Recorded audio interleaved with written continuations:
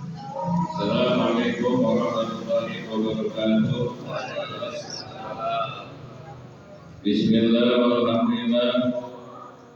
Nahmaduhu wa nasta'inuhu wa nastaghfiruh wa na'udzu billahi min shururi anfusina wa min sayyiati a'malina.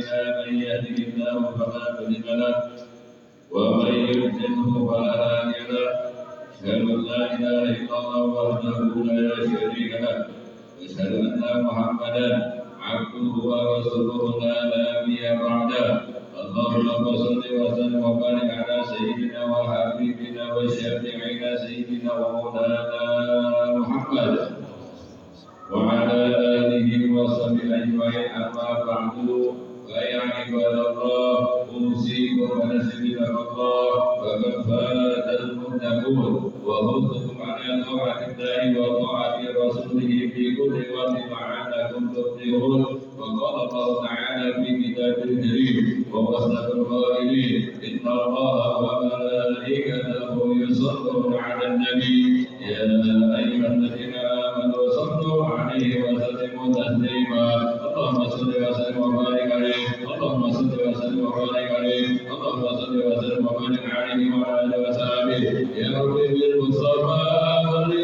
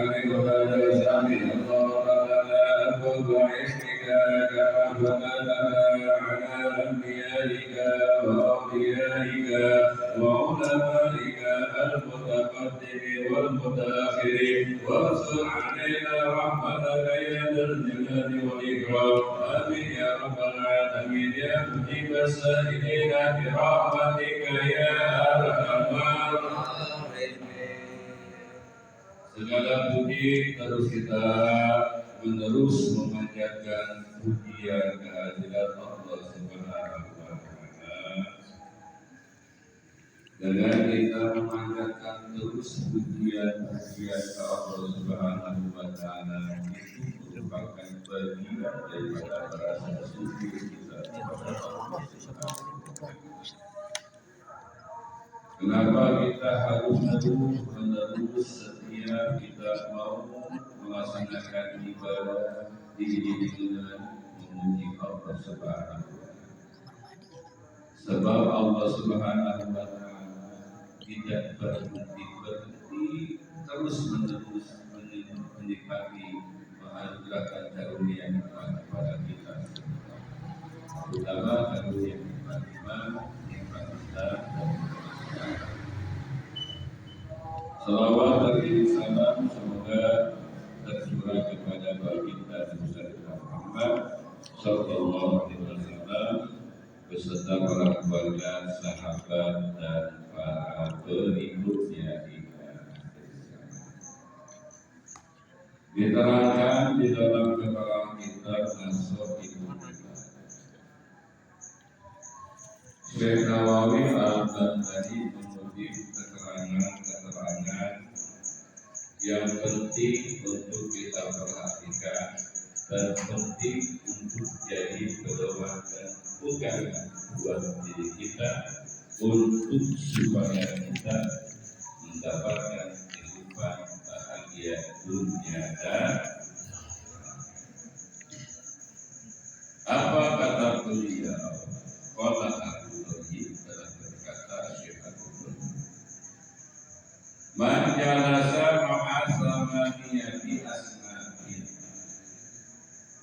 siapa orang yang duduk bersama 8 golongan, kumpul bersama dengan 8 golongan, jadallahu samaniyata asya'a, niscaya Allah akan menambahkan dengan 8 hal. Siapa orang yang kumpul duduk bareng, sering berkumpul bareng dengan 8 golongan, maka Allah akan menambahkan 8 hal yang akan diraih oleh orang yang suka kumpul terhadap 8 golongan. Mana yang pertama? Yang pertama adalah manjalasa ma'al adniyah, zadahullahu hubbad dunya wa rabbana fiha.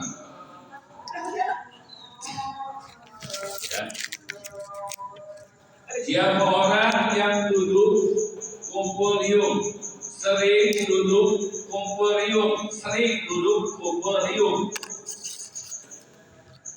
bersama dengan orang kaya, bukan berarti nggak boleh kumpul dengan orang kaya, duduk dengan orang kaya, tapi jangan keseringan. Sering kita kumpul sama orang kaya, apa dalam keterangan ini? Maka Allah zadahullahu hubbad dunya wa rabbana fiha. Maka Allah Subhanahu wa taala akan menambahkan rasa cinta sama dunia, resep sama dunia, resep sama urusan duniawi, hingga urusan akhirat tertinggalkan. Apalagi kehidupan ekonomi tidak sengaja apa yang sekarang misalkan kita miliki, kemudian kita sering bergaul sama orang kaya, cuman mau benar. Yang akhirnya kalau kita sering kumpul dengan orang kaya, mau ngikutin gaya orang kaya, nggak mampu, akhirnya pinjol. Ya. Akhirnya gaya hidup ini gaya hidup pan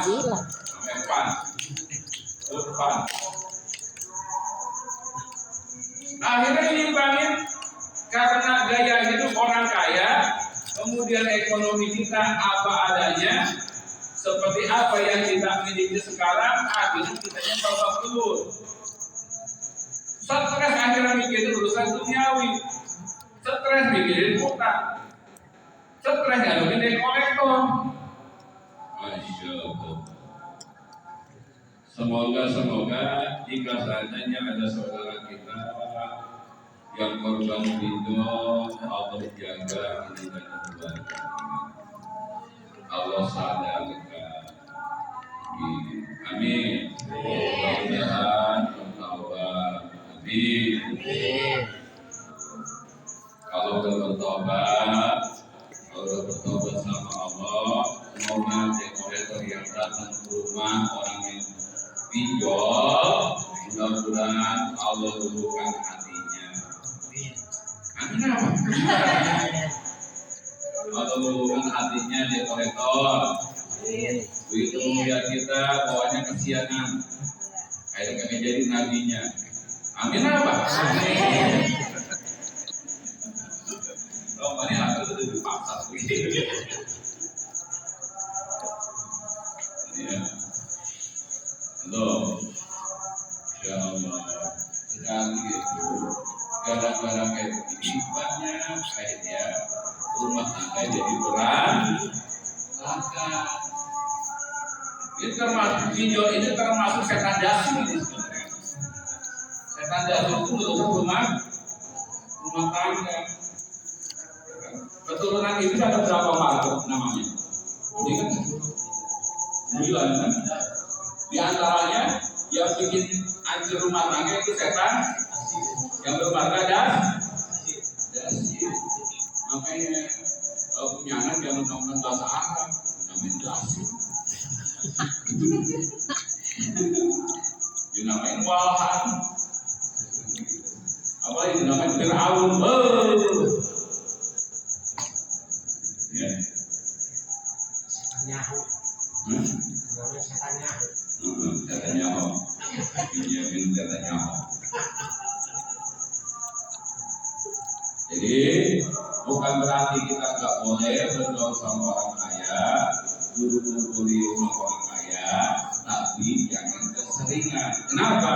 Karena ini setan itu yang menggoda gaya hidup kita sehingga hidup kita ini gaya hedonis, bikin gaya orang kaya. Akhirnya berantakan ekonomi kita.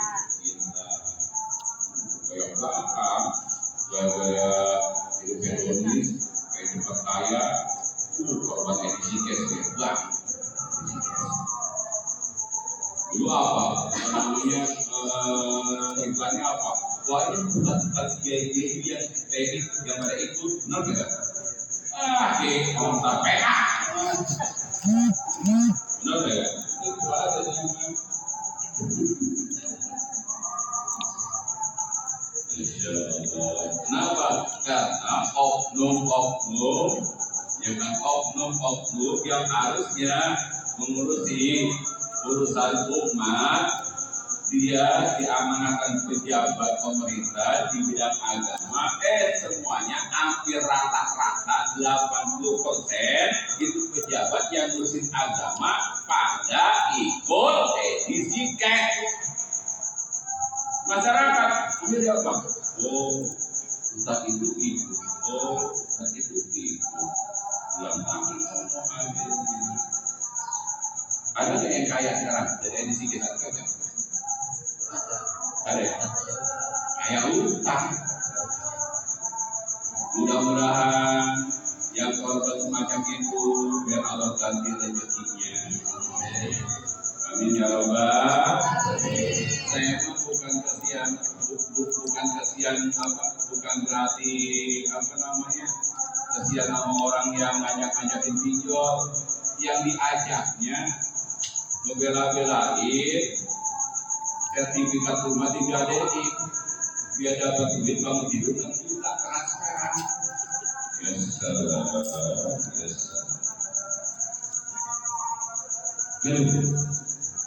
Ustaz ini bego, Ustaznya belum belajar lagi, kiai itu bego omongnya. Udah ketahuan itu bakalan nipu. Dia malah apa? Malah didaftarin gratis, malah tersenyum.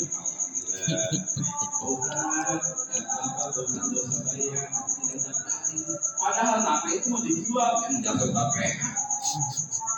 Nama mau dijual, kenapa? Akhirnya apa? Ustaz Adam aja ikut.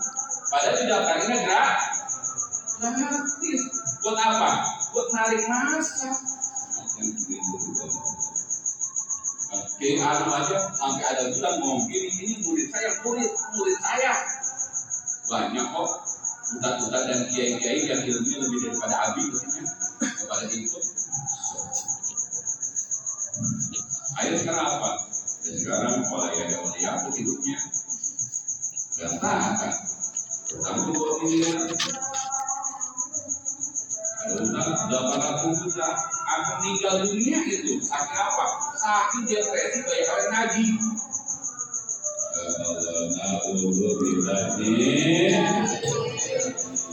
Mudah-mudahan orang ini nggak ada korban ya. Ada yang korban orang ini? Ada ya? Dan terakhir, mudah-mudahan kalau berikan rezeki yang banyak dari pahlawan, biar tidak korban rentenir lagi, amin. Ya Allah.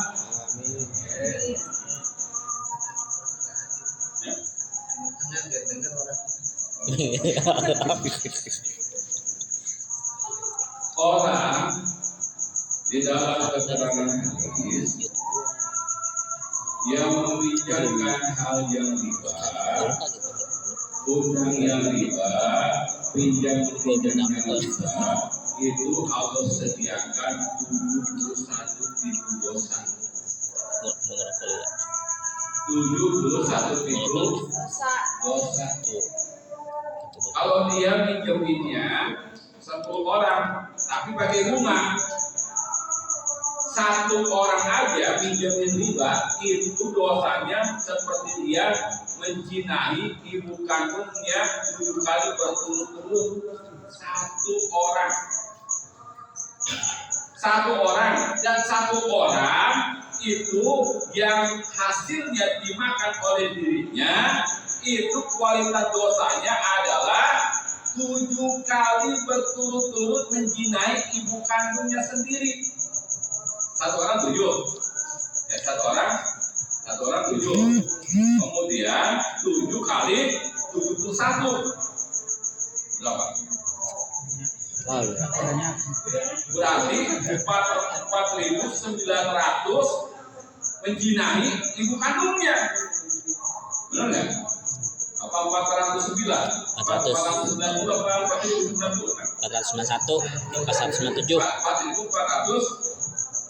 497. Ya bukan gitu deh.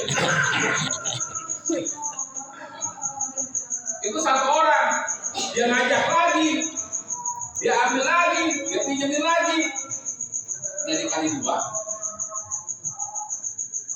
Ngasih pinjem lagi 3 orang, main riba juga, ada 3.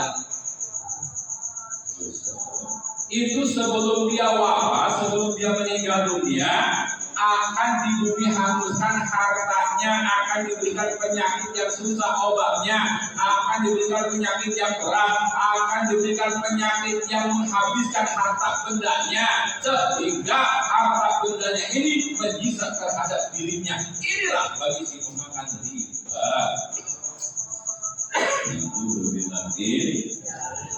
Saya lagi merangi kitab, nggak percaya bakar kitabnya. Kalau nggak percaya sama hadis Rasul, berarti kufur. Mudah-mudahan Allah berikan bertobat kepada orang yang suka main riba. Ada nggak di sini ada nggak? Nggak ada, alhamdulillah.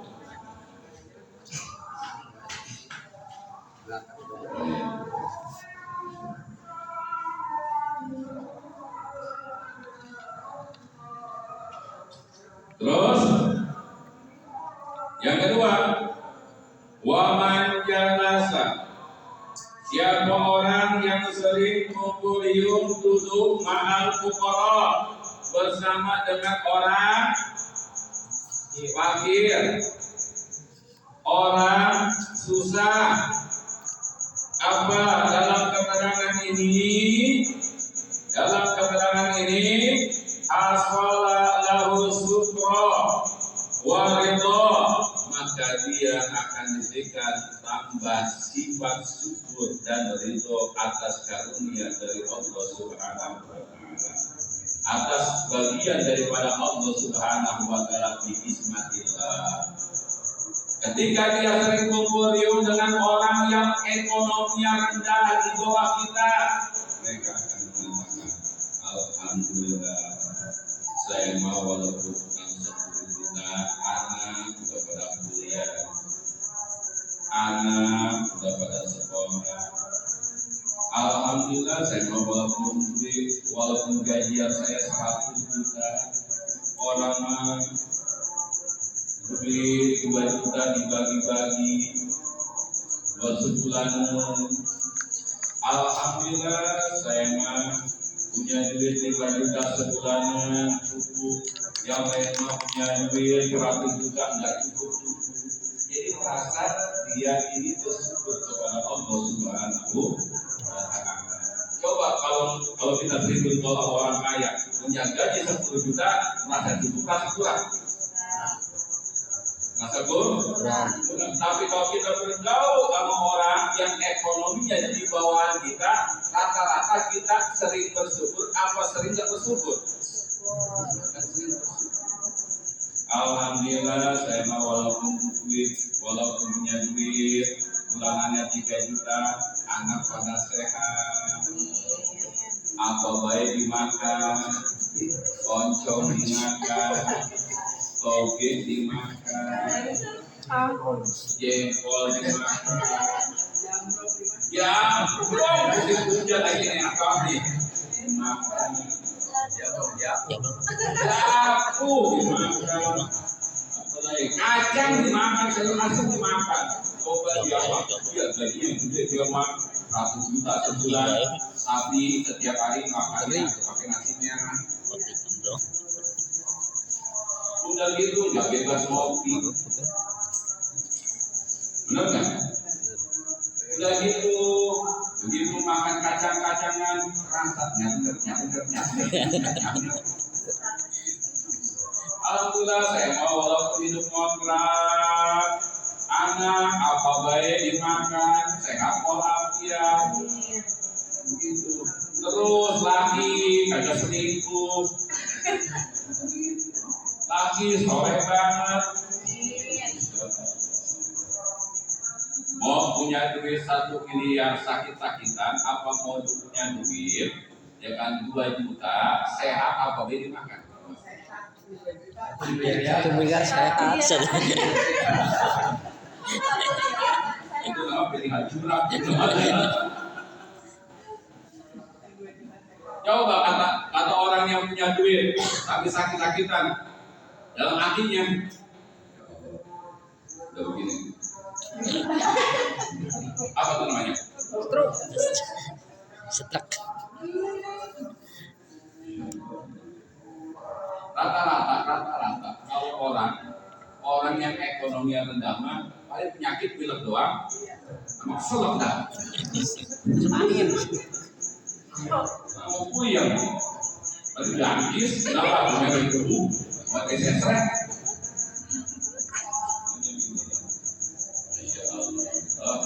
Punya rumah 3 tingkat, punya mobil 3, punya tanah 3 hektar, tapi sakit-sakitan, stroke, asam urat, jantung, ginjal, mobil mana 2 juta, sehat, gak ada penyakit, anak sehat, apa boleh dimakan, mobil mana?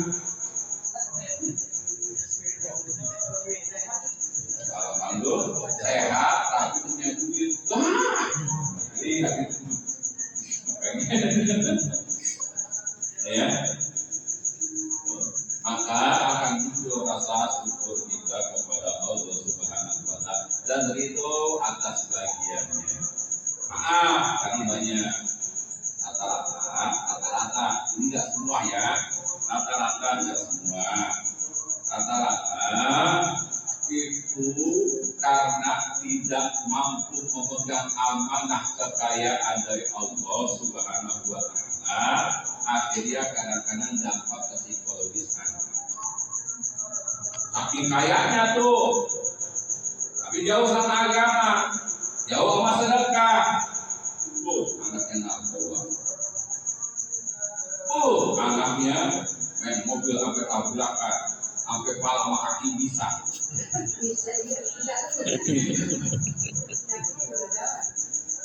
Masya Allah. Batruknya luar biasa. Tapi begitu melihat, Masya Allah, kehidupan orang ekonomi yang rendah. Masya Allah, anak dia bagus, anaknya soleh. Banyak yang mantan-mantan orang kaya begitu ambles hartanya, anaknya karena kebiasaannya ditumpangin, anaknya kebiasaan dikasih hidup hedonis, nikmat, dikasih uang banyak, begitu miskin, labrakan. Sampai itu gas LPG dijual.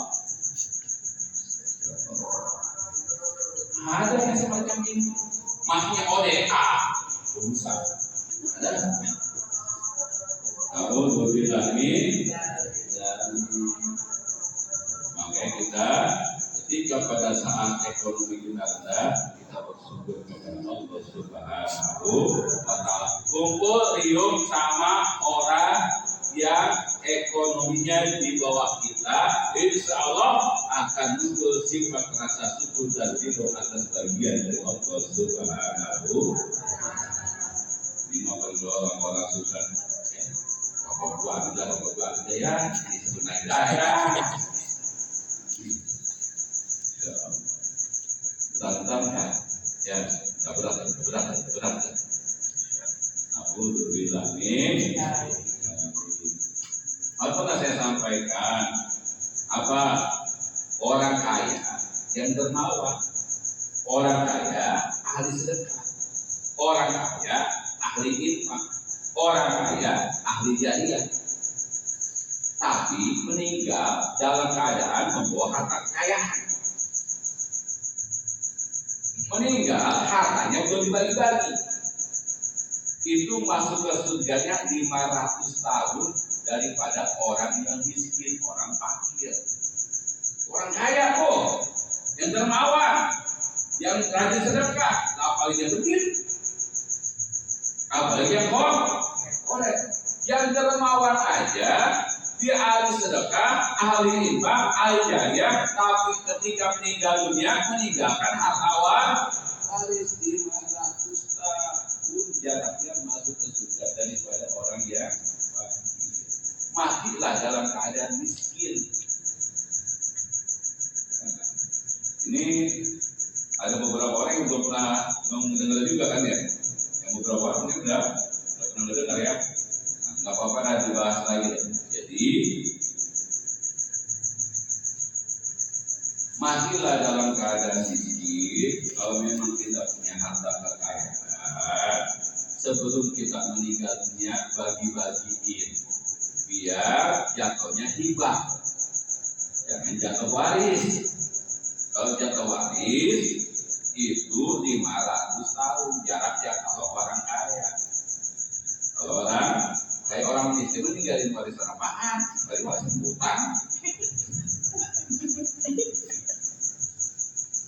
Nah, orang kaya, ya, bagaimana kita biar mati dalam keadaan miskin? Anak pertama sudah kita bagi, anak kedua sudah kita bagi, anak ketiga sudah kita bagi, istri pertama sudah kita bagi, istri kedua sudah kita bagi, istri ketiga sudah kita bagi. Kalau punya istri gede satu, kan yang kayak gini kan nggak ada tampang-tampang istri dua, nggak ada.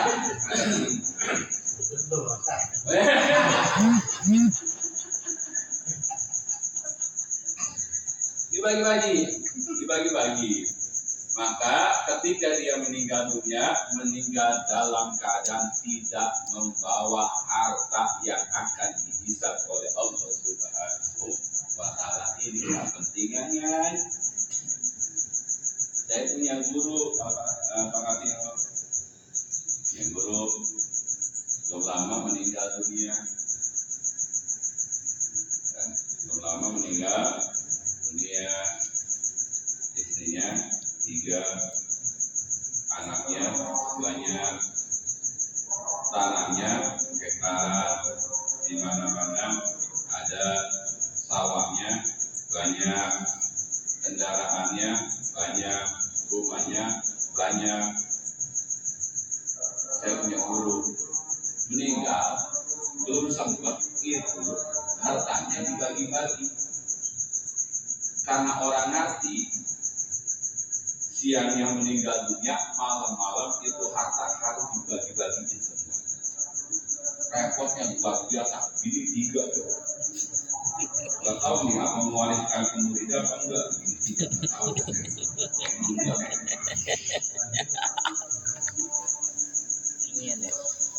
Jadi datang guru yang dari jauh, kumpulin semua itu, kumpulin semua anak, bagi-bagi semuanya.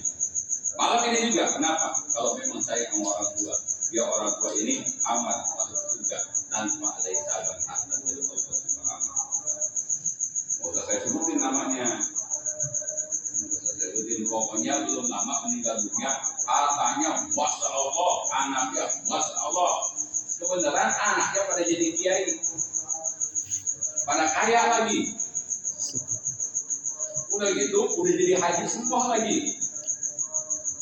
Udah gitu, orang yang meninggal dunianya orang kaya, kiai juga, punya pesantren juga. Masya Allah. Begitu meninggal dunia, belum sempat harta dibagi-bagi. Malam itu juga repot yang luar biasa itu.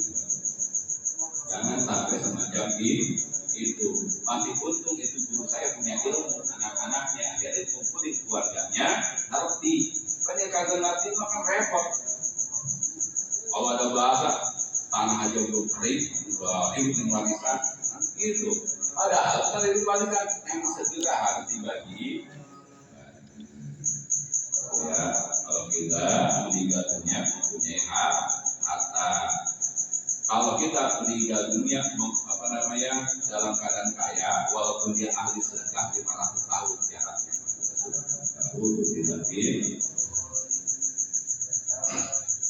Kemudian yang kedua apa? Yang ketiga aja sih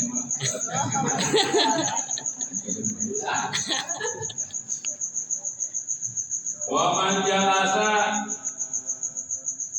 ma'a sultani zadahullaha waswata wal kibro. Siapa orang yang sering duduk sama pejabat, sama pemimpin pemerintahan, sering duduk podium, bukan berarti nggak boleh kumpul, tapi nggak boleh sering-sering. Kalau sering-sering, jadahullahu waswata wal kibro, maka Allah akan menambah tumpunya kerasnya hati kepada orang yang sering kumpul sama para pemimpin atau pemerintah. Sering. Nah sekarang sering kumpulnya sama siapa? Yang dilihat ada akhirnya, sering kumpul sama siapa? Kalau dulu mah dulu, bengkulu, semarang, dulu mah dulu, karang. Kan yang dilihat adalah akhirnya. Husnul khotimah, su'ul khotimah. Macam itu. Kalau memang kita di akhir hidupnya masih suka sering kumpul dengan pejabat pemerintah, maka akan tumbuh sifat keras hati. Yang kedua, akan muncul sifat sombong, sifat takabur. Nah, gua kenal nih sama siapa? Sama bupati. Gua kenal nih apa-apa sama gubernur. Tenang. Pokoknya semuanya bisa diatur. Kenapa? Karena gua ini dekat sama para petinggi. Untuk meninggal, ya jangan sampai kita meninggal dalam keadaan sering kumpul sama pejabat.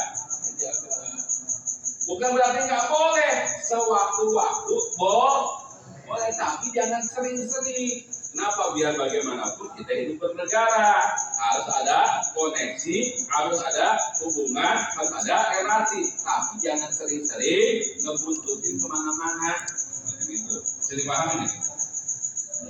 Bukan berarti tidak boleh. Ini mah setiap hari nongkrongnya, setiap hari kumpulnya. Itu yang dimaksud jangan keseringan. Sewaktu-waktu boleh, ya namanya kita hidup bernegara, Nggak boleh kita jauh dengan pejabat, kita nggak boleh jauh dengan pemerintah. Kita harus sewajarnya dalam bergaul kumpul. Jadi akan muncul sifat sombong, kemudian keras hati. Rata-rata kalau orang yang dekat sama petinggi itu susah dinasehatin. Itu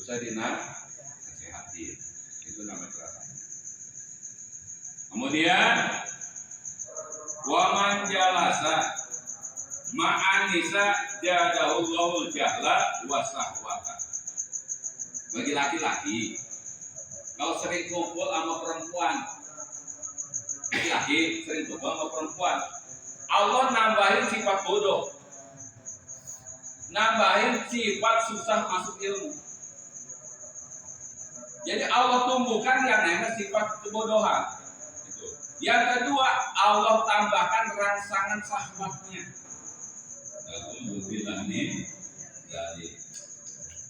Jadi kalau ada bapak-bapak laki-laki mau ikut nimbrung ibu-ibu sebagai jilbab.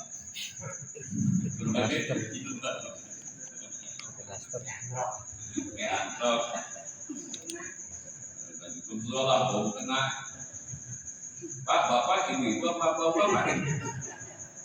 Ya bapak lo nggak tahu apa. Tapi kenapa bapak dengan ibu nimbrungnya sebagai kena gitu. Yang selanjutnya kita singkat aja karena lebih cepat dan sempat ikan yang pun lebih cepat bangkit. Waman jasa ma'asyidian jadahullah minal lahbi. Orang yang sering kumpul sama bocah, sama anak kecil, maka akan Allah tumbuhkan, Allah tambahkan sifat kebocahan itu. Kan ada dua lagu kayak bocah. Ada nggak? Itu karena dia sering kumpul sama bocah.